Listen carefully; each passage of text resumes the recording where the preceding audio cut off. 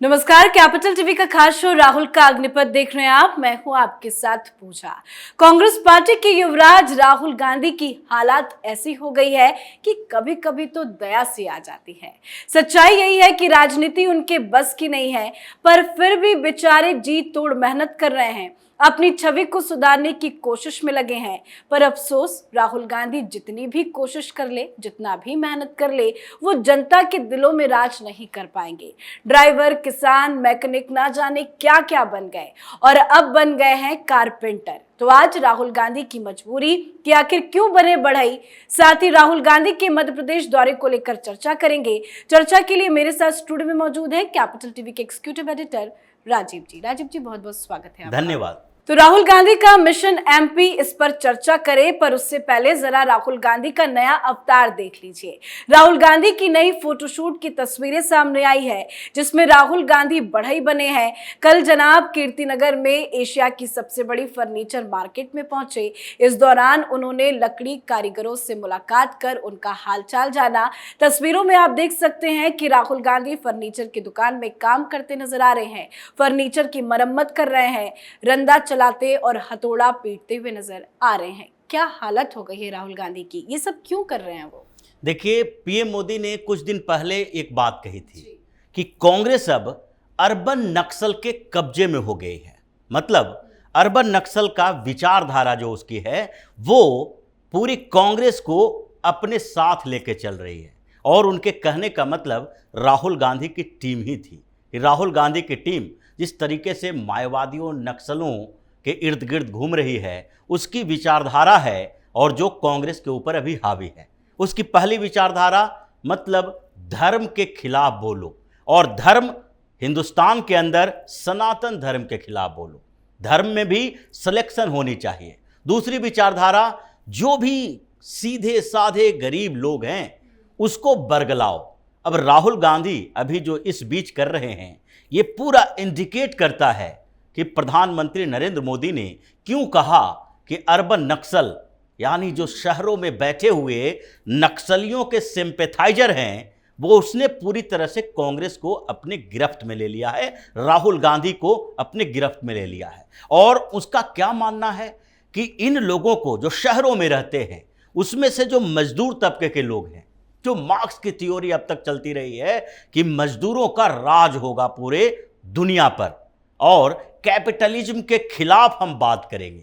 अब इनको समझाया गया कि अगर आपको हिंदुस्तान के लोगों को अंदर से समझना है या उनके पास जाना है, उनसे कनेक्ट होना है, तो मजदूर वर्ग को टारगेट करो। और इसलिए राहुल गांधी अभी मजदूर वर्ग जो है उसको टारगेट कर रहे हैं। कभी क्या करते हैं, जाके मैकेनिक बन जाते हैं करोल बाग में। लेकिन ये टारगेट भी है जो एक स्पेसिफिक एरिया को लेकर है। ज़्यादातर ये दिल्ली में एक्टिव रहे, और कहीं कहीं जब दौरे पे जाते हैं तो उस जगह पर कोई प्लान बना लेते हैं। पंजाब के दौरे पर पिछली बार ट्रक ड्राइवर के साथ घूमे, अमेरिका में भी ट्रक ड्राइवर के साथ घूमे, लेकिन इस बीच जब कर्नाटक गए, साउथ में गए, तो वहाँ पर कुछ चॉकलेट बनाने वाली महिलाओं के साथ मिले। लेकिन ज़्यादातर अभी आनंद विहार हो, करोल बाग हो या कीर्तिनगर हो, ये सब दिल्ली के अंदर है। तो इनका जो मानना है कि इन लोगों के साथ, मजदूरों के साथ मिलेंगे, तो इसका मतलब है कि लोगों के अंदर से जो हमारी छवि है बनी हुई कि कांग्रेस के युवराज नेहरू गांधी परिवार के चश्मो चिराग जो हैं, वो युवराज की भूमिका में थे, तो अब सामान्य व्यक्ति बन गए हैं। ये गलतफहमी है।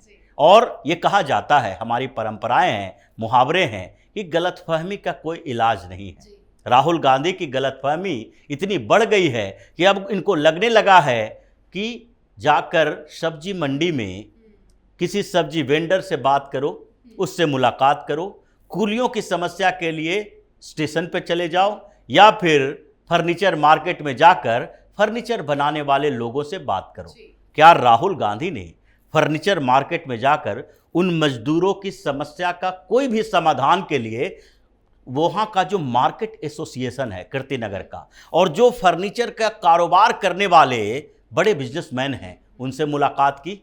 उनसे मुलाकात करके उन्होंने एक सवाल उठाया कि देखो जिस कंडीशन में ये लोग काम कर रहे हैं उस कंडीशन को बदलने की जरूरत है, इनको भी कुछ सुविधाएं दे दीजिए। और उन सुविधाओं में पेमेंट, वेतन बढ़ाने की भी बात हो सकती थी, क्योंकि अभी सरकार उनसे नहीं कह सकती कि आप इसकी मजदूरी बढ़ा दीजिए। मिनिमम वेज जो है वो तो देना ही है, लेकिन उससे ज़्यादा राहुल गांधी रिक्वेस्ट कर सकते थे। राहुल गांधी वहां की समस्याएं देखे सरकार से ये अपील कर सकते थे कि कीर्ति नगर के विकास के लिए कुछ पैकेज अरविंद केजरीवाल दे दे। दिल्ली में ही है, अरविंद केजरीवाल की भूमिका है, दिल्ली सरकार उनके पास है, अभी वो उसके गठबंधन के सहयोगी हैं, राहुल गांधी भी उसी गठबंधन में है।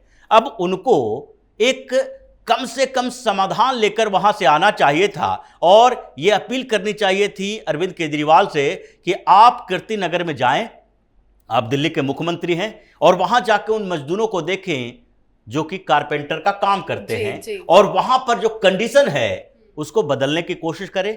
वो कुछ नहीं करेंगे, वो जाएंगे, फोटो खिंचवाएंगे और 2-4 बार उस वीडियो को जारी करेंगे, जैसे आनंद विहार वाला वीडियो अभी तक जारी करके बता रहे हैं कूलियों की बड़ी समस्या है, लेकिन उस समस्या के समाधान का उपाय हमारे पास नहीं है। वो सिर्फ झांसा दे सकते हैं कि जब हमारी सरकार बन जाएगी तब हम आपकी समस्या का समाधान करेंगे। लेकिन क्या राहुल गांधी उस पार्टी के हैं जिसने कभी सरकार नहीं बनाई? सबसे ज्यादा समय तक अगर हिंदुस्तान पे किसी पार्टी की सरकार रही है तो वो कांग्रेस है, और कांग्रेस की सरकार में तो कभी समस्या पर चर्चा नहीं हुई। कभी राहुल गांधी को नहीं लगा कि 2004 से लेकर 2014 तक जो 10 सालों की यूपीए 1 यूपीए 2 की सरकार रही, उस समय ये कांग्रेस के युवराज बने रहे, क्योंकि इनको भरोसा था कि युवराज से राजा बनेंगे। अब प्रधानमंत्री तो हमारे पैकेट में है, प्लेट में सजाकर मिल जाएगी। अब इनको बेचैनी हो रही है, हमें समझना चाहिए उन समस्याओं को। लेकिन समस्या पर चर्चा करना एक दूसरी बात है और समाधान की तरफ बढ़ना दूसरी बात है, जिसकी चर्चा प्रधानमंत्री नरेंद्र मोदी करते हैं। वो बोलते हैं कि किसानों की ऐसी समस्या है तो ठीक है, एक किसान सम्मान निधि बना दो, उसमें कम से कम ये तो होगा कि 6,000 रुपया अगर साल में किसानों के डायरेक्ट अकाउंट में जाएंगे तो उनको जो छोटे मोटे कर्ज लेने पड़ते हैं बीज के लिए, एक सामान्य किसान को, वो बीज की समस्या खत्म हो जाएगी, उर्वरक की समस्या खत्म होगी, वो कभी इसका उपयोग कर सकते हैं। अगर मजदूरों को समस्या है तो क्या होगा? अगर स्वास्थ्य संबंधी समस्या है तो आयुष्मान भारत योजना लाओ ताकि 5 लाख तक मुफ्त में इलाज हो।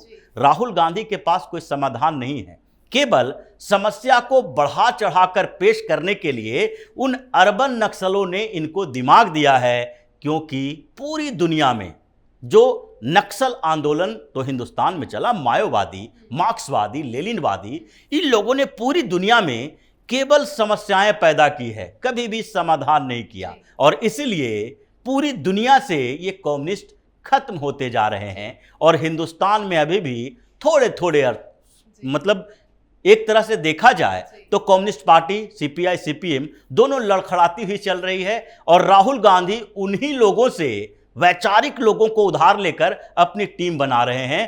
तो हाल यही होगा जैसे सीपीआई और सीपीएम आज 2-4 सीटों के लिए संघर्ष करती है, कांग्रेस कुछ समय के बाद जब राहुल गांधी पूरी तरह से नेतृत्व संभालेंगे तो कांग्रेस 2-4 सीटों के लिए संघर्ष करती नजर आएगी। बिल्कुल, वो दूसरे का दर्द क्या समझेंगे, अपने फायदे के लिए ही अलग अलग अवतार ले रहे हैं। बिल्कुल। तो राहुल गांधी अलग अलग अवतार में फोटो शूट करा रहे हैं और अब चुनावी मिशन में कल मध्य प्रदेश पहुंचने की खबर है।